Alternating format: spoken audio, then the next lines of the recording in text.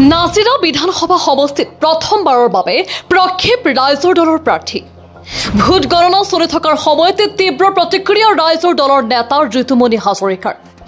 পূৰ্বৰ আমগুৰি সমষ্টি নিৰ্ধাৰণৰ পিছত নাজিৰা সমষ্টিত অন্তৰ্ভুক্ত হোৱা বৰাহীবাৰী পঞ্চায়তৰ ৩টা ৱাৰ্ডত পোন প্ৰথমবাৰৰ বাবে ৰাইজৰ দলৰ প্ৰাৰ্থী দি প্ৰতিক্ৰিয়া প্ৰকাশ কৰিছে ৰাইজৰ দলৰ নেতা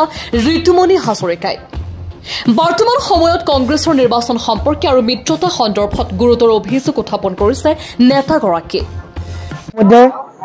যেহেতু নাজিৰা সমষ্টিত পোনপ্ৰথমবাৰৰ বাবে আপোচবিহীন ঐক্যবদ্ধ যি দল ৰাইজৰ দলৰ পৰা আমি 3জন প্ৰাৰ্থী ইতিমধ্যে দিছোঁ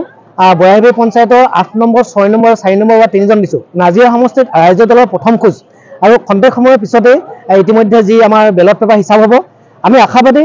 ৰাইজৰ দলক মানুহে আকলি লৈছে আমি 3জনৰ ভিতৰতে আমি 3জন প্ৰাৰ্থীয়ে জয় হ'ব বুলি আমি আশা কৰিছোঁ আৰু এই যি 3জন প্ৰাৰ্থী আচলতে কংগ্ৰেছ বিজেপি এজিপি যি দুৰ্নীতি আছিলে সেই দুৰ্নীতিক প্ৰতিহত কৰিবৰ বাবে তেওঁলোকৰ যি গেলাৰ ৰাজনীতি 2 নম্বৰ ৰাজনীতি প্ৰতিহত কৰিবৰ বাবে ৰাইজৰ দল পোনপ্ৰথমবাৰৰ বাবে শিৱসাগৰ নাজিৰা সমষ্টিত এণ্ট্ৰি মাৰিছে আমি আশাবাদী ৰাইজৰ দলে আজি যি এই 3টা পুলি ইতিমধ্যে ৰোপণ কৰা আছে এই 3টা পুলি গজি উঠিব আৰু অনাগত দিনত বিধানসভাৰ নিৰ্বাচনত ৰাইজৰ দলৰ প্ৰাৰ্থীয়ে নাজিৰা সমষ্টিত প্ৰক্ষেপ কৰা হ'ব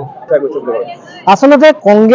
কংগ্ৰেছ দলটো এনেকুৱা দললৈ পৰিণত হৈছে যিটো একতাবাদ চলি আছে তেওঁলোকৰ মাজত তেওঁলোকৰ নিজৰ বিধায়কবিলাকৰ মাজত মিল নাই তেওঁলোকে গাঁৱৰ মানুহৰ মাজলৈ তেওঁলোকে যাব নিবিচাৰে কেৱল মাত্ৰ 2 নম্বৰী ধান্দাত তেওঁলোক থাকে আৰু যি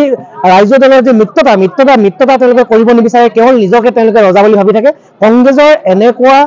2 নম্বৰী ধান্দাৰ বাবে যি মিত্ৰতা কৰিব নোখোজা ধান্দাৰ বাবে আজি কংগ্ৰেছৰ বিপৰ্যয় যিহেতু জেডপি এটা দেখা গৈছে যে জেডপি মানে হিচাপ কৰি আছে তাত ইতিমধ্যে বিজেপি অগ্ৰগতি কৰি আছে বিজেপি অগ্ৰগতি কৰাৰ মেইন কাৰণটো হ'ল যে কংগ্ৰেছৰ 2 নম্বৰী আৰু মিত্ৰতা কৰিব নিবিচৰা এই তেওঁলোকৰ লিডাৰবিলাকৰ কাৰণে শিৱসাগৰৰ পৰা ফৰিদ আলীৰ ৰিপৰ্ট সুহানা লাইভ।